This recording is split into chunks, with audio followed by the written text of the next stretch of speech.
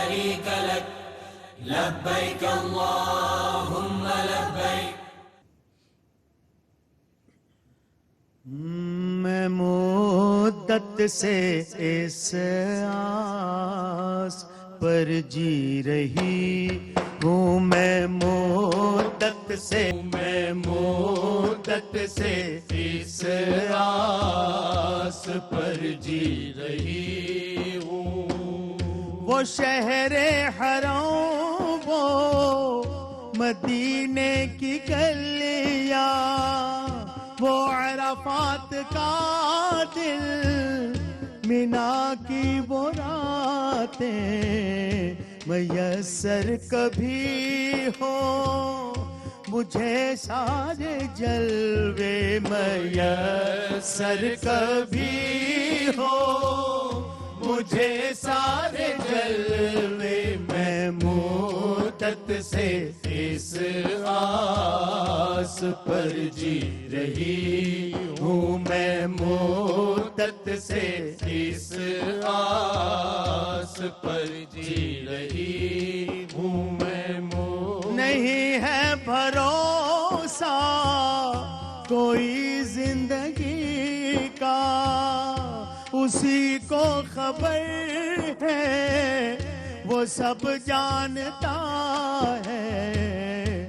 بلا لے گا مجھ کو وہ مرنے سے پہلے، بلا لے گا سب کو وہ مرنے سے پہلے. میں مدت سے اس آس پر جی رہی ہوں، میں مدت سے اس آس پر جی رہی ہوں. ماشاءاللہ ماشاءاللہ. ڈاکٹر صاحب قبلہ گفتگو کا سلسلہ آگے بڑھاتے ہیں. آج کے دن کے جو خاص معمولات اور عبادات ہیں ان کو میں چاہتا ہوں چند نکات کی صورت میں آپ بیان فرمائیے. بسم اللہ الرحمن الرحیم. اچھا سوال ہے اور یہ ریلیٹ کرتا ہے آج کے دن کے حوالے سے بہت زیادہ. اس کی دو جہتیں ہو سکتی ہیں. ارشاد. ایک وہ جو حاجی ہیں ان کے کیا معمولات، اور ایک جو ہم جیسے لوگ ہیں جو کلپ رہے ہیں، تڑپ رہے ہیں اور ایک کیفیت میں ہیں، ان کے کیا معمولات ہونے چاہیے. درست. تو حاجیوں کے معمولات تو میدان عرفات میں حاضری ہے اور استغفار ہے اور تلبیہ ہے، تکبیر ہے، تحلیل ہے، تحمید ہے اور آنسو ہیں، حاضری ہے، تسلیم و رضا ہے. یہ ساری ان کی کیفیات ہیں. اور اللہ تعالیٰ نے یہ شرف بخشا 2016 میں جب حاضری ہوئی تھی. تو بڑا عجیب رنگ ہوتا ہے میدان عرفات میں. اللہ اکبر. ہر آدمی اپنی اپنی طرف رخ کر کے، جس طرف اس کا ممکن ہوتا ہے رخ، اپنے ماضی کو، اپنے حال کو، اپنے مستقبل کو، ساری چیزیں رب کے سامنے کھول کر وہ رکھ رہا ہوتا ہے. اللہ اکبر. اور ہمیں یہ شرف ملا تھا کہ ہم وہاں سے چل کے مسجد نمرہ میں گئے تھے اور امام کے پیچھے نماز بھی ادا کی تھی. تو اس کے معمولات حاجی کے لیے ایک تو سعادت ہے جو پہنچ پائیں وہاں، دو نمازیں اکٹھی ادا ہوتی ہیں. باقی جو ادھر ہیں تو وہ اپنے اپنے مطابق وہاں جماعت کرائیں، انفرادی پڑھیں، جو جیسے اویلیبلٹی ہو اس طرح نماز ادا کریں. جو غیر حاجی ہے اس کے لیے یہ بات بڑی اہم ہے کہ نبی رحمت صلی اللہ علیہ وسلم نے جو 10 دن ہیں خصوصی طور پر ذی الحج کے، عشرہ ذی الحج، جی تو یہ سال کے مقبول ترین دنوں میں سے ہیں. حدیث پاک ہے اس میں جو بھی عمل کیا جاتا ہے تو سال کے سارے دنوں سے زیادہ ان دنوں میں کیے جانے والے اعمال کا ثواب ملتا ہے. اللہ تو اگر حج اسلام کا رکن اعظم ہے تو یوم عرفہ جو ہے یہ یوم اعظم ہے. آپ یوں سمجھیں ان 10 دنوں میں سے سارا نچوڑ جو ہے وہ اسی دن آ کر پورا ہوتا ہے. درست. تو آج کے دن روزہ ہے غیر حاجی کے لیے رکھنا چاہیے. حاجی کے لیے تو چونکہ مشقت ہوتی ہے، سفر ہوتا ہے، اس کے لیے ممکن نہیں ہوتا. غیر حاجی کے لیے روزہ رکھنا ہے. پھر وہ جو تلبیہ ہم پڑھ رہے ہیں یہ پڑھے، اس کے ساتھ ساتھ تکبیر، تحلیل اور یہ سارے کے سارے سلسلے جو ہیں، جو تسبیحات کل سے شروع ہونی ہیں ہمارے ہاں، ادھر تو آج سے شروع ہو چکی ہیں. ڈاکٹر صاحب قطع کلامی کے ساتھ ایک کنفیوژن کا ازالہ بھی ہو جائے، رفع ہو جائے، کیونکہ آج 8 ذی الحج ہے حرمین شریفین میں، ہمارے ہاں نہیں ہے. جی ایسے ہے. 9 ذی الحج ہے، ہمارا 8 ہے. تو کیونکہ وقوف عرفہ کے دن ہی روزہ رکھا جاتا ہے تو اس میں کنفیوژن آتی ہے عوام کے اندر کہ ہم آج ان کے ساتھ روزہ رکھیں یا کل جب ہمارا ذوالحج کے، جب ہمارا یوم عرفہ کا یعنی کہ 9 ذوالحج کا دن آئے تو اس میں ہم رکھیں، کیسے اس اصل کو آپ میں بتاتے ہیں؟ حدیث پاک ہے کہ چاند دیکھ کر روزہ رکھو اور چاند دیکھ کر روزہ افطار کرو، جی درست، یعنی عید کرو، عید کرو، ٹھیک ہے۔ تو چاند کے اعتبار سے یہ ہوتا ہے، اب وہاں کا مسئلہ اور ہے، ہمارا مسئلہ اور ہے، جی درست۔ اس لیے ہمارے ناظرین جو ہمیں پاکستان میں اور اس علاقے میں دیکھ رہے ہیں، ہمارا روزہ جو ہے وہ کل ہوگا، کل ہفتے کے دن انشاءاللہ ہمارا یوم عرفہ تو یوم عرفہ آج وہاں ہے، لیکن اس کا روزہ ہمارا یہاں پہ 9 ذوالحج کو یوم کل عرفہ تو ظاہر ہے وہ یہ اسپیسیفک ہے، جس دن ہے اسی دن ہی اسی ہوگا، دن ہوگا، لیکن درست۔ جو فضیلت ہے روزے کی وہ ہمارے لیے کل کی ہوگا۔ کل کی۔ بہت شکریہ ڈاکٹر صاحب، بہت شکریہ۔ حافظ عرفان اللہ سیفی صاحب کی طرف ہمیں بڑھنا ہے گفتگو کا سلسلہ۔ آج میدان عرفات میں وہ تاریخی خطبہ سرکار دو عالم صلی اللہ علیہ وسلم نے نشر کیا تھا جو حجۃ الوداع کہلاتا ہے۔ آج کی خوش بختی دیکھیے حافظ صاحب، تو آج 2 خطبے اکٹھے ہو گئے، جمعہ کا خطبہ بھی ہے اور حج کا خطبہ بھی ہے، اس کی اہمیت پر میں چاہتا ہوں آپ روشنی ڈالیے، کچھ نکات کی صورت میں ہمیں بیان کیجیے۔ جی سبحان اللہ۔ صفدر بھائی، ایک تو میں یہ بات عرض کر دوں کہ 2 خطبوں کا جمع ہونا یہ زیادہ برکتوں کا باعث بنتا ہے۔ بعض اوقات لوگ یہ سمجھتے ہیں کہ 2 خطبے اور یہ وزنی ہو گئے اور یہ بڑے بھاری ہو گئے جی، یہ دن بڑا بھاری ہوتا ہے، حالانکہ عجیب بات ہے، ہاں جی، کیونکہ جہاں شرف زیادہ ہو جائیں وہ بھاری کیسے ہو سکتا ہے؟ اللہ کی تکبیر و تحلیل زیادہ ہوگی، اللہ کی تسبیح زیادہ ہوگی، اس کی برکتیں بھی زیادہ ہوں گی۔ آج کے دن جو نبی رحمت صلی اللہ علیہ وآلہ وسلم نے خطبہ ارشاد فرمایا، خطبہ حجۃ الوداع، اس کی اسلام کے اندر بہت زیادہ اہمیت ہے۔ اب یوں سمجھیے کہ آئینی اور قانونی حیثیت سے بھی بہت زیادہ اہم ہے، اخلاقی اعتبار سے بھی بہت زیادہ اہم ہے، معاشرتی اعتبار سے بہت اہم ہے، معاشی اعتبار سے بہت اہم ہے۔ یعنی آپ جتنی چیزوں کو، جتنے پہلوؤں کو دیکھ لیں، گویا کہ یہ ریاست مدینہ کا ایک آئین اور قانون تھا مختصراً جو نبی رحمت صلی اللہ علیہ وسلم نے اس خطبہ میں ارشاد فرمایا۔ درست۔ اور آپ یوں سمجھنے کہ سلطنت اسلامیہ اور مدینہ، ریاست مدینہ تکمیل پذیر ہو رہی تھی، اور آقا کریم صلی اللہ علیہ وآلہ وسلم اس دنیا سے آپ رخصتی فرما رہے تھے، تو آپ نے جاتے ہوئے ایک اصول اور قانون عطا فرمایا اپنے صحابہ کرام کو، اور سب سے پہلے نبی رحمت صلی اللہ علیہ وآلہ وسلم نے امت کو یہ سبق دیا کہ آپ جب تک ان چیزوں کو اپنے پاس رکھیں گے کبھی بھی گمراہی آپ کے پاس نہیں پٹکے گی۔ اور وہ کیا تھا؟ وہ قرآن اور نبی رحمت صلی اللہ علیہ وسلم کی مبارک حدیث۔ آپ نے فرمایا 2 چیزیں تمہیں دے کے جا رہا ہوں، ایک قرآن اور ایک سنت، جب تک اسے تھامے رکھو گے اس وقت تک گمراہی تمہارے پاس نہیں آئے گی۔ اور اسی طرح ایک حدیث مبارکہ میں قرآن اور اہل بیت اطہار کا بھی ذکر ہے، نبی رحمت صلی اللہ علیہ وآلہ وسلم، یعنی یہ ایک ہی ساری چیزیں ہیں جو حضور علیہ الصلوۃ نے عطا فرمائیں۔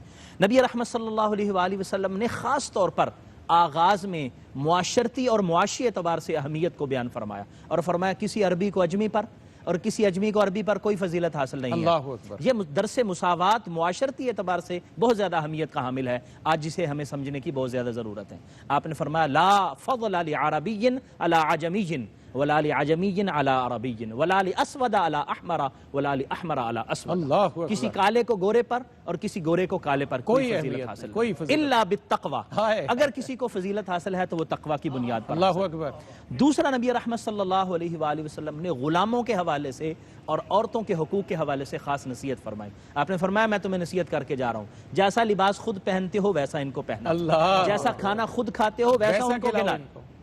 اور صحابہ کرام کی روایات میں آتا ہے کہ ایک صحابی وہ جیسا لباس خود خریدتے تھے اپنے غلام کے لیے بھی وہی لباس خریدتے تھے، جو کھانا ان کے لیے پکتا تھا وہی غلام کو کھلایا کرتے تھے، اور فرماتے تھے ہمارے آقا نے ہمیں یہ نصیحت کی ہے۔ آج اگر ہم اس کو اپنا لیں تو امت کا کیسا مساوات قائم ہو سکتی ہے۔ پھر نبی رحمت صلی اللہ علیہ وسلم نے معاشی اعتبار سے جو اصول ہمیں عطا فرمایا وہ سود کو کنڈم فرمایا، اور فرمایا کہ سود کو میں بالکل رد کر رہا ہوں۔ ماشاءاللہ، اور آپ نے ماشاءاللہ۔ سب سے پہلے اپنے خاندان حضرت عباس رضی اللہ تعالیٰ عنہ کے حوالے سے اعلان فرمایا، آپ نے فرمایا کہ سود بالکل ختم، اور جو انہوں نے اصل رقم اپنے مقروضوں سے لینی ہے وہی لیں گے، اس کے علاوہ جو ہے وہ کوئی زیادہ اضافہ جو ہے وہ نہیں لیا جائے گا۔ اور یہ ہماری معیشت کی بنیادی حیثیت ہے سود کا اختتام۔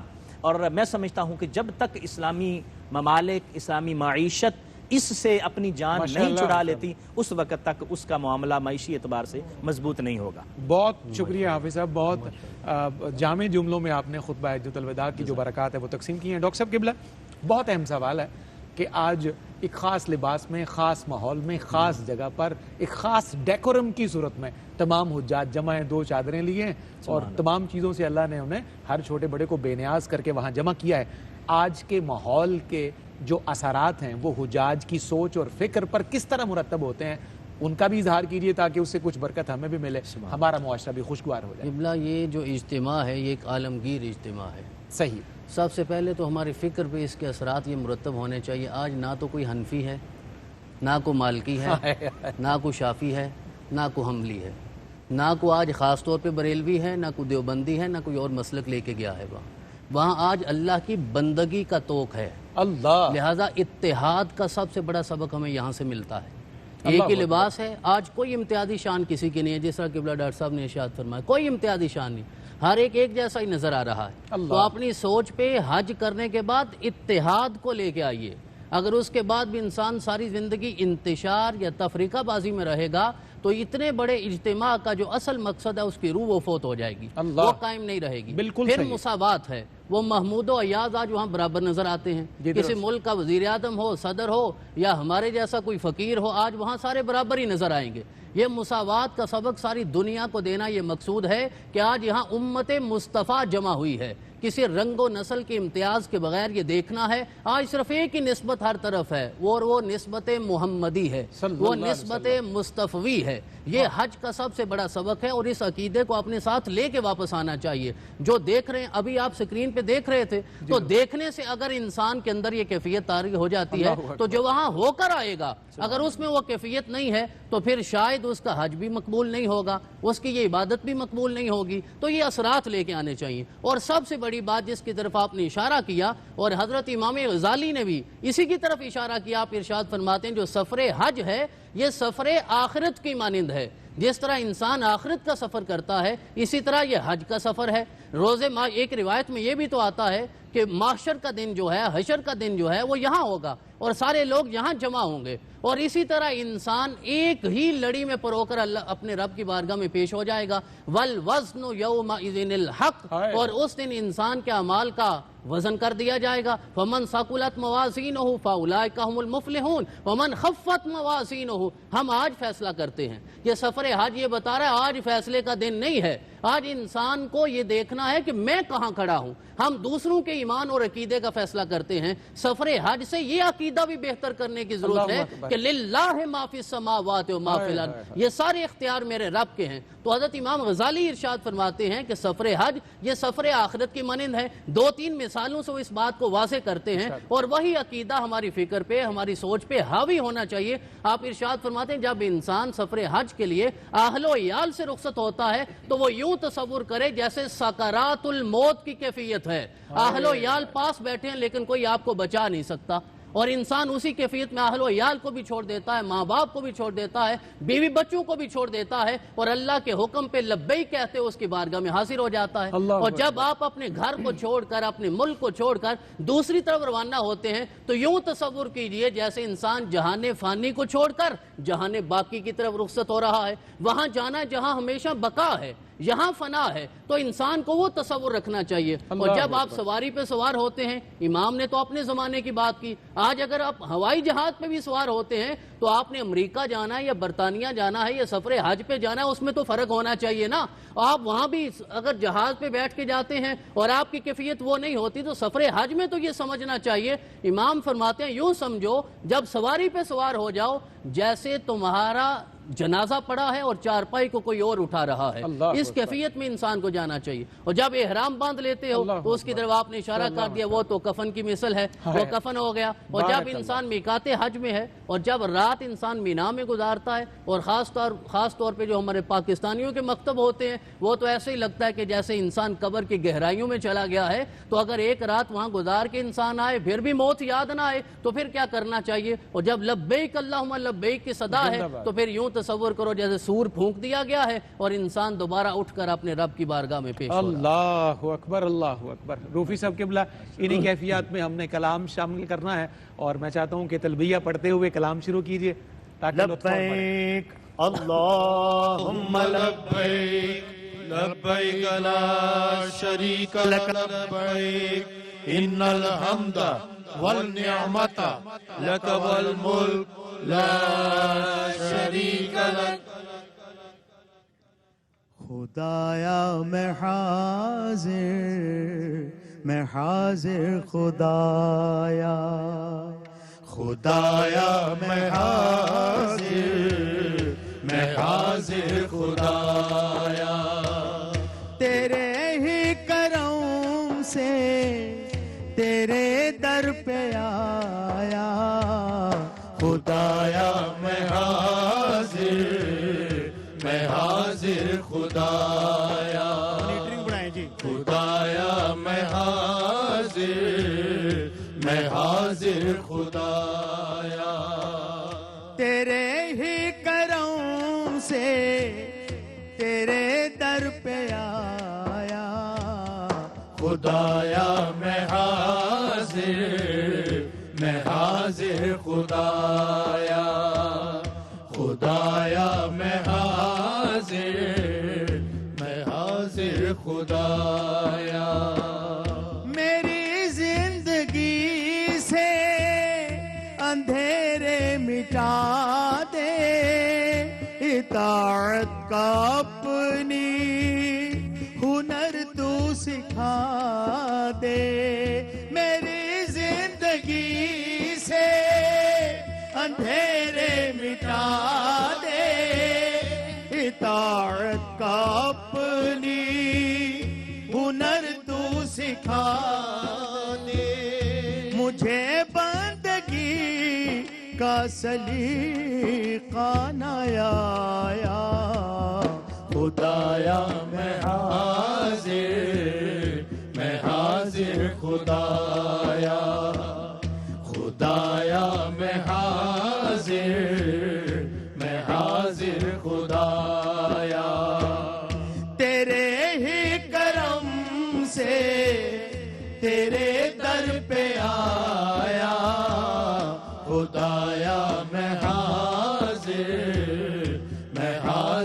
خدایا، خدایا میں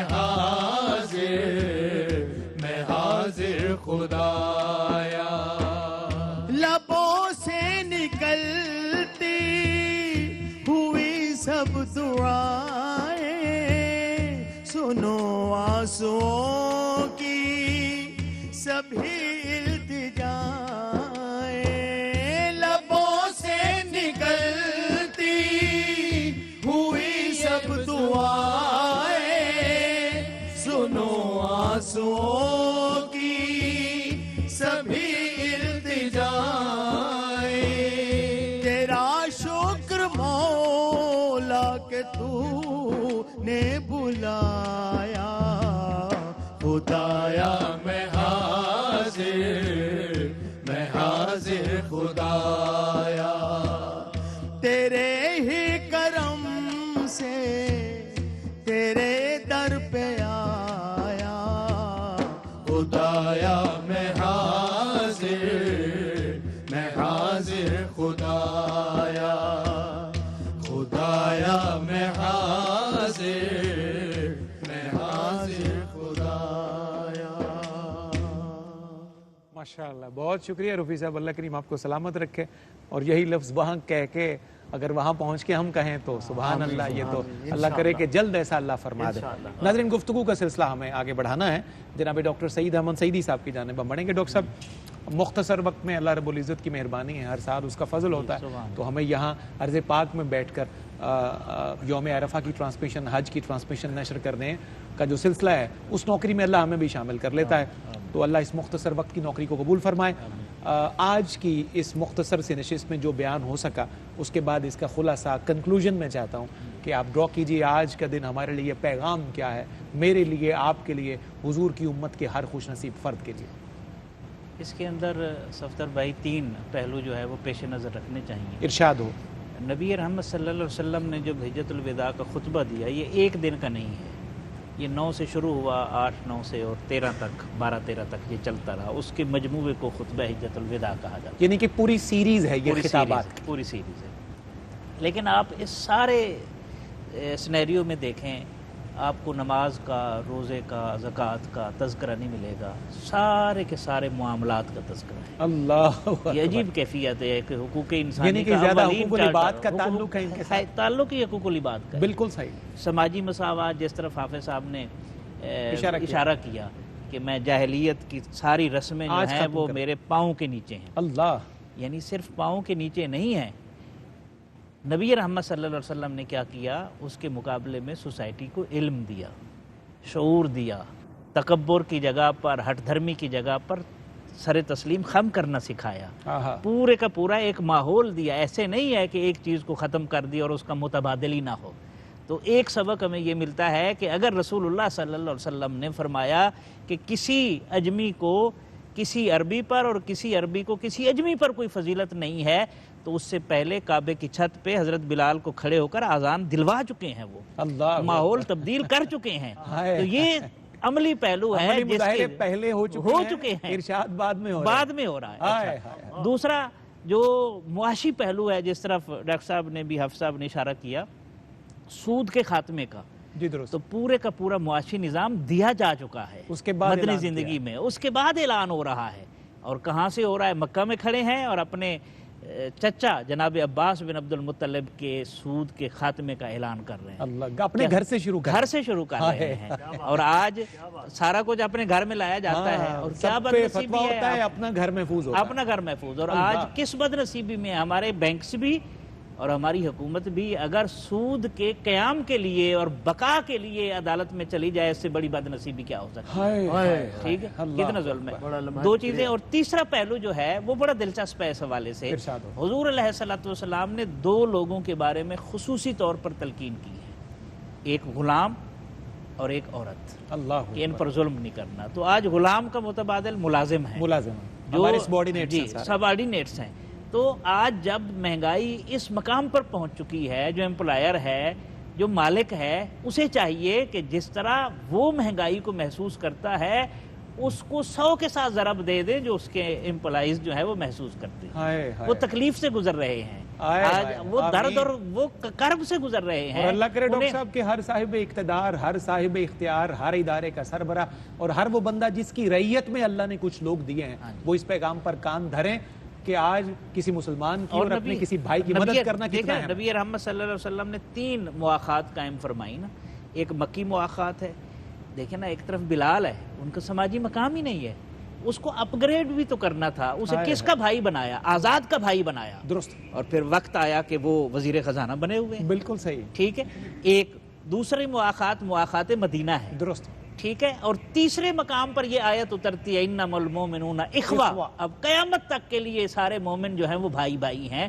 تو بھائی کی، اگر ایک بھائی کی تکلیف ہے تو دوسرا بھائی اگر محسوس نہیں کرتا تو اس کا مطلب وہ ایمانی اخوت والے رشتے سے اپنے آپ کو کاٹ چکا ہے، بھائی چارہ جھوٹا ہے، وہ جھوٹا ہے، اس کی دلیل کوئی نہیں۔ یہ 3 پہلو تھے جس کی زندہ باد ڈاکٹر صاحب، بہت لطف آیا اور بہت قیمتی ترین بات آج آپ نے نشر کی ہے۔ ہمیں اسی طرح کا خوبصورت پیغام موصول کرنا ہے جناب حافظ عرفان اللہ سیفی صاحب سے۔ حافظ صاحب، بڑا قیمتی دن، مبارک دن، اور چند مبارک کلمات کے ذریعے خوبصورت پیغام میں آپ سے چاہتا ہوں۔ ایک تو اس حوالے سے میں عرض کروں کہ حج میں اللہ کریم جل مجدہ انسان کے رزق میں بھی برکتیں عطا فرماتا ہے اور اس کی روحانیت میں بھی برکتیں عطا فرماتا ہے۔ ہم عام طور پر یہ سمجھتے ہیں کہ حج پر جانے سے پیسے خرچ ہوں گے اور شاید ہم جو ہے وہ بعد میں اس کو پورا نہ کر سکیں، لیکن نبی رحمت صلی اللہ علیہ وآلہ وسلم کی حدیث مبارکہ ہے، آپ نے فرمایا حج کرو اللہ تعالیٰ مال میں مزید برکتیں عطا فرمائے۔ اللہ اکبر۔ اور میں نے ایک بزرگوں سے سنا ہے، وہ فرماتے ہیں کہ اگر تمہیں غربت کا شائبہ ہے نا، کہیں سے حج کر لو تمہاری غربت دور ہو جائے گی۔ کیا کہنے، تو اس حالانکہ اس کے 22 ورثہ ہے حافظ صاحب۔ لوگ سمجھتے ہیں آج اگر فرض کریں اتنے لاکھ روپیہ ملین پلس لگا کے آپ نے جانا ہے تو وہ جی میرا الحمدللہ شاہ جی آپ کے قدموں پہ ہاتھ رکھ کے میرا ارادہ ہے سب کے سامنے، اور آپ دعا فرما دیجئے کہ اللہ اگلے سال طلب فرما دے۔ آمین آمین، انشاءاللہ اللہ تعالیٰ سب پر فضل و کرم۔ دوسری بات اس حوالے سے میں عرض کروں گا کہ انسان جب حج کے لیے جاتا ہے اور وہاں سے بالکل گناہوں سے مبرہ اور منزہ ہو کے آتا ہے، تو یہ سبق اس بات کا ہے کہ اب دوبارہ وہ جو کپڑا سفید ہو چکا ہے، وہ روح مزکہ اور مصفہ اور صاف اور شفاف ہو چکی ہے، اب اس پر داغ نہیں لگنا چاہیے. ہائے. دیکھیے میلا کپڑا میلا ہونا، ایک اور داغ لگ جائے تو نظر نہیں آتا، لیکن جب صاف ہو جاتا ہے تو چھوٹا سا دبا بھی بڑا نظر آتا ہے. تو حاجیوں کو یہ اللہ میاں صاحب تبارک نے شاید اسی بارے میں کہا تھا کہ چٹی چادر حملہ والی داغ نہ لائی جائے. بالکل. تو اس حوالے سے خاص طور پر حجاج، اور ہم ان کے ساتھ ملنے کی کوشش کرتے ہیں روحانی اعتبار سے. جس طرح آج ہم نے محسوس کیا ہے کہ اللہ کریم جو ان پر رحمتیں اور فضل فرما رہا ہے، انشاءاللہ ہمیں بھی ان کے صدقے اس کا حصہ کچھ حصہ ضرور ملے. تو ہمیں بھی اپنے آپ کو یہ محسوس کرنا چاہیے اور اس میں عملی طور پر شامل ہونا چاہیے کہ آج کے دن کے بعد اور اس ان ایام کے گزرنے کے بعد کی ہماری زندگی جو ہو وہ پہلے سے مختلف ہونی چاہیے، اور اللہ کریم اس کے لیے ہمیں توفیق عطا فرمائے. اور حج کے خطبے میں جو ہم نے جو چیزیں محسوس کی ہیں، نبی رحمت صلی اللہ علیہ وآلہ وسلم جو ارشاد فرمائی ہیں، یہ حضور علیہ الصلاۃ والسلام کا وہ اصول اور آئین ہے جو سب کے لیے ہے، اور ہمیں اسے پوری زندگی اپنانے کی کوشش کرنی چاہیے. بہت شکریہ. مکرم ناظرین، مختصر وقت میں بہت پائیدار، خوبصورت اور برکت والی نشست اللہ رب العزت نے ہمیں نصیب فرمائی ہے. جناب ڈاکٹر سعید احمد سعیدی صاحب، آپ رخصت ہوں گے، بہت شکر گزار ڈاکٹر صاحب آپ کا. اللہ کریم آپ کے وقت میں برکت دے. حافظ صاحب آپ کا بھی شکریہ. اور ناظرین، ہم روفی صاحب سے پہلے کلام سنیں گے اور اس کے بعد تلبیہ پڑھتے ہوئے ہم بریک پر جائیں گے، رخصت ہوں گے. جب واپس آئیں گے انشاءاللہ تو پھر جناب ڈاکٹر حامد فاروق صاحب سے ہم پیغام وصول کریں گے. ایک کلام پھر جاتے جاتے روفی صاحب کا اگلے وقفے میں آپ کی خدمت میں پیش کریں گے. کلام سے آغاز کرتے ہیں روفی صاحب. لبیک اللہم لبیک. تلبیہ روفی صاحب آپ پڑھیے، پھر ہم وقفے پر. اللہ اکبر اللہ اکبر اللہ اکبر لا الہ الا اللہ واللہ اکبر اللہ اکبر وللہ الحمد. اللہ اکبر اللہ اکبر اللہ اکبر لا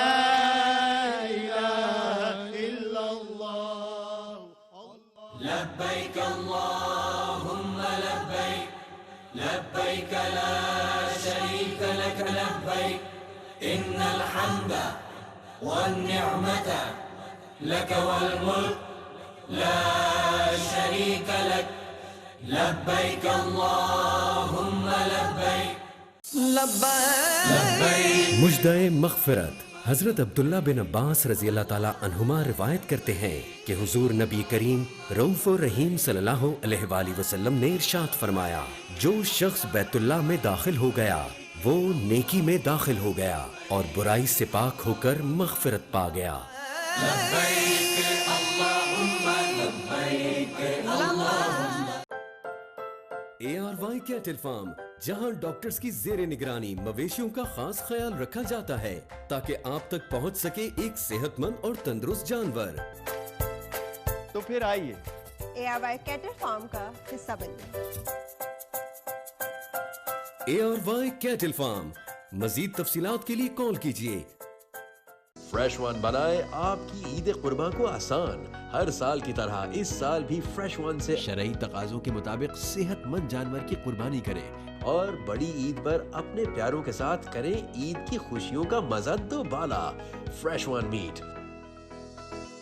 from the house of ARY. نئی اڑان، نئی پہچان، city motorcycle from the house of ARY. لبيك اللهم لبيك لبيك لا شريك لك لبيك إن الحمد والنعمة لك والملك لا شريك لك لبيك اللهم لبيك. الله أكبر الله أكبر الله أكبر لا إله إلا الله والله أكبر الله أكبر ولله الحمد. لبيك اللهم لبيك لبيك لا شريك لك لبيك إن الحمد والنعمة لك والملك لا شريك لك لبيك اللهم لبيك. ARY کیٹل فارم जहां डॉक्टर्स की जेर निगरानी मवेशियों का खास ख्याल रखा जाता है ताकि आप तक पहुंच सके एक सेहतमंद और तंदुरुस्त जानवर। तो फिर आइए ARY कैटल फार्म का हिस्सा बनिए। ARY कैटल फार्म, मजीद तफसीलात के लिए कॉल कीजिए। لبيك اللهم لبيك لبيك لا شريك لك لبيك إن الحمد والنعمة لك والملك لا شريك لك لبيك اللهم لبيك। जी नाजरीन, आपका एक दफ़ा फिर खैर मकदम है। ARYQ TV पर दाता की नगरी लाहौर से यौम अरफा की खुसूसी ट्रांसमिशन हज बैतुल्ला साल 2022 और इस्लामी साल 1443 हिजरी की खूबसूरत बाबरकत और रूह परवर ट्रांसमिशन। लाइव मनाजिर भी आपने देखे मैदान अराफात से। हुजाज कराम आज के दिन मुंतखब बंदे अल्लाह के अल्लाह की ख़ास मोहब्बत पा रहे हैं। प्रोग्राम की और इस ट्रांसमिशन की इख्तितामी घड़ियाँ हैं दाता की नगरी लाहौर से।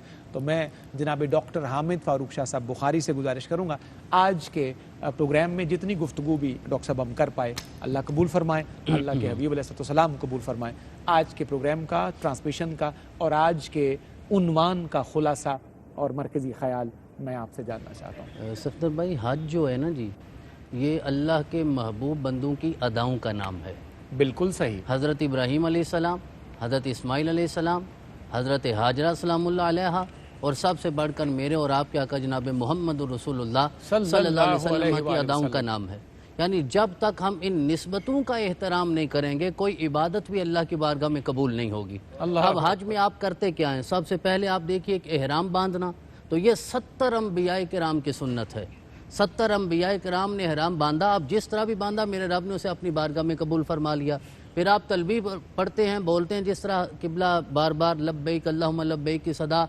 ये हज़रत इब्राहीम अलैहिस्सलाम ने जो आवाज़ दी थी ना कि वाज़िन फिन्नास बिल हज यातूका रिजाला, उसके जवाब में लब्बैक अल्लाहुम्मा लब्बैक की सदा हुई। मेरे रब ने उस अदा को हज़रत इब्राहीम की निस्बत से अब क़यामत तक महफूज कर लिया है। अब क़यामत तक जो भी लब्बैक अल्लाहुम्मा लब्बैक कहेगा उसका हज भी कबूल होगा, वो भी सवाब पाएगा। हज़रत इब्राहीम जनाब जद्दुल अंबिया भी सवाब पाएंगे, क्योंकि ये आपकी ही सुन्नत है और आपकी निस्बत से ये सिलसिला जो है वो आगे जारी हुआ। फिर आप देखिए हज में आप क्या करते हैं कि रमल, जब इंसान तवाफ कर रहा होता है, तवाफ में रमल होता है। रमल क्या, मैं इसे अगर आसान अंदाज में अर्ज करना चाहूँ ताकि सारे लोग समझ जाएं, रमल यह है कि पहले 3 चक्रों में इंसान अकड़ के चलता है, सीना बाहर निकाल के और अपने पाँव के पंजों के बाहर चलता है। ये किसकी निस्बत है और ये किसकी सुन्नत है? ये जनाब मोहम्मद रसूलुल्लाह की सुन्नत है। सुलह हुदैबिया के मौका पे आका तशरीफ लाए, मक्के वालों ने रोक दिया, वो मशहूर वाक़या है। आका वापस तशरीफ ले गए। अगले साल 7 हिजरी आका दोबारा तशरीफ लाए। अब मुसलमान जो हैं वो ज़ाहिरी रिज़्क़ की कमी की वजह से ज़ौफ़ का शिकार थे। मक्के वालों ने ये तंज करना शुरू कर दिया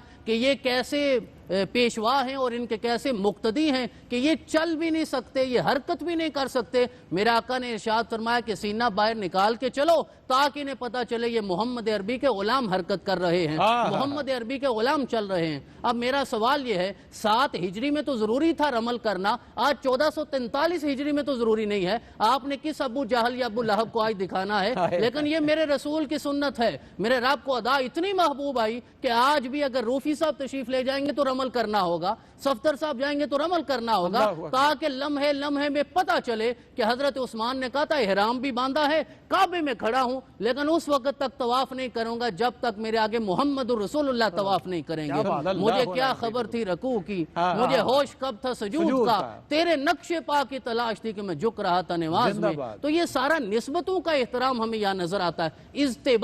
इज्तिबा किसे कहते हैं? ये जो हम दाहिनी कंधा नंगा करते हैं और चादर नीचे से निकाल के बाएं कंधे पे डालते हैं, ये भी तो मेरे आका की निस्बत है, ये भी मेरे आका की सुन्नत है। अल्लाह को अपने महबूब का वो कंधा इतना पसंद आया, अब कहा कि क़यामत तक जो भी आएगा वो कंधा दिखाएगा ताकि पता चले ये मोहम्मद रसूलुल्लाह की सुन्नत है। मुकाम इब्राहिम क्या है? वो एक पत्थर तो है मुकाम इब्राहिम, उस पत्थर पे हजरत इब्राहिम के कदमों के निशान है। सफदर भाई, सिर्फ हज में ये देखना है, समझना है। अगर हजरत ابراہیم کے قدموں کے نشان والا پتھر مسلح بن جاتا ہے تو محمد رسول اللہ کے قدموں کے نشان والے پتھر کا مقام کیا ہوگا، وہ کتنا بلند ہوگا۔ صفا مروہ پہ چلے جائیے، حضرت ہاجرہ دوڑتی رہی، ہاجرہ کو تو نبوت اور رسالت کی نسبت بھی نہیں، وہ تو ولایت کی نسبت ہے، اور اپنے بیٹے کی محبت میں دوڑتی رہی۔ قبلہ بڑی عجیب سی بات ہے حج میں، وہ ایک عورت دوڑتی رہی، اب قیامت تک مرد دوڑتے رہیں گے۔ اب عورتوں کو منع کر دیا، اب مردوں جتنی بھی مردانگی ہے اب اس ایک عورت کی نسبت میں آپ نے حج اور عمرے میں وہاں دوڑنا۔ تو یہ نسبتیں ہیں، یہ شاعر اللہ ہیں، وَمَن يُعَظِّمْ شَعَائِرَ اللَّهِ فَإِنَّهَا مِن تَقْوَى الْقُلُوبِ۔ تو نبی اکرم کی ساری نسبتوں کا احترام، آپ کی مبارک اولاد ہو، آپ کے اصحاب ہوں، جناب امام حسین کی ذات ہو۔ اور آخری جملہ حج کا یہ سب سے بڑا سبق، تقبیل حجر اسود کیا ہے، حجر اسود کو کیوں چوما جاتا ہے؟ حضرت عمر نے کہا میری آنکھوں نے دیکھا ہے کہ رسول اللہ سے چوما کرتے تھے، جس پتھر کو آقا چوم لے وہ اتنا مبارک ہوتا ہے، تو جن لبوں کو آقا چوما کرتے تھے، جنہیں اپنے کندھوں پہ سوار کیا کرتے تھے، ان کا کتنا اللہ مقام ہوگا۔ زندہ باد ڈاکٹر صاحب، سبحان اللہ سبحان اللہ۔ بہت شکر گزار اس مبارک ٹرانسمیشن کے تمام سکولرز کا۔ اس سے پہلے ڈاکٹر سعید احمد سعیدی اور حافظ عرفان اللہ صاحب رخصت ہوئے اور خلاصہ کلام پیش کیا ہے جناب ڈاکٹر حامد فاروق شاہ صاحب بخاری نے۔ ڈاکٹر صاحب بہت شکر گزار، بہت ممنون، اللہ اور برکتوں سے آپ کو مملو رکھے۔ جناب پروفیسر عبدالرؤف روفی صاحب آپ کا شکریہ، آپ کی پوری ٹیم کا بہت شکریہ۔ آپ سے کلام سنتے ہوئے ہم نے رخصت ہونا ہے، اس سے پہلے میری نوکری کے 2-3 اشعار آپ سے دعا لیتا ہوا، ڈاکٹر صاحب توجہ کا طالب ہوتا ہوا۔ حضور کعبہ حاضر ہیں، حرم کی خاک سر پر ہے۔ حضور کعبہ حاضر ہیں، حرم کی خاک سر پر ہے، بڑی سرکار میں پہنچے مقدر یاوری پر ہے۔ بڑی سرکار میں پہنچے مقدر یاوری پر ہے۔ روفی صاحب شعر دیکھیے، مولانا حسن رضا برادر اعلیٰ حضرت کیا لکھتے ہیں؟ خبر کیا ہے بھکاری کیسی کیسی نعمتیں پائیں، خبر کیا ہے بھکاری کیسی کیسی نعمتیں پائیں، یہ اونچا گھر ہے اس کی بھیک اندازہ سے باہر ہے، یہ اونچا گھر ہے اس کی بھیک اندازہ سے باہر ہے۔ اور ایک حقیقت کا تذکرہ، اور اس کے بعد آخری شعر، نہ ہم آنے کے لائق تھے نہ قابل منہ دکھانے کے، نہ ہم آنے کے لائق تھے نہ قابل منہ دکھانے کے، مگر ان کا کرم ذرہ نواز و بندہ پرور ہے، مگر ان کا کرم ذرہ نواز و بندہ پرور ہے۔ اور رفیع صاحب آپ تو کیونکہ گئے ہوئے ڈاکٹر صاحب، اور وہاں یہ منظر یقیناً ایسے ہی پیش آتا ہے، جو ہیبت سے رکے مجرم تو رحمت نے کہا بڑھ کر، جو ہیبت سے رکے مجرم تو رحمت نے کہا بڑھ کر، چلے آؤ یہ گھر رحمان کا گھر ہے۔ جو ہیبت سے رکے مجرم تو رحمت نے کہا بڑھ کر، چلے آؤ یہ گھر رحمان کا گھر ہے، یہ گھر رحمان کا گھر ہے۔ داتا کی نگری لاہور سے یہ ٹرانسمیشن اپنے اختتام کو پہنچتی ہے۔ انشاءاللہ اس کے بعد کراچی سٹوڈیو سے آپ لائیو ٹرانسمیشن دیکھیں گے، اور یہ سلسلہ جمعہ کی نماز کے بعد آگے بڑھے گا۔ جناب محمد رئیس احمد اور سید سلمان گل ٹرانسمیشن کا سلسلہ آگے بڑھائیں گے۔ روفی صاحب سے ہم سنتے ہیں ایک اور خوبصورت کلام، اور داتا کی نگری لاہور سے رخصت ہوتے ہوئے عبداللہ شاہ غازی کی نگری کی طرف چلیں گے۔ حج کا موسم میرے سینے میں ہے، گھر بیٹھے ہوئے حج کا موسم میرے سینے میں ہے، گھر بیٹھے ہوئے دل میرا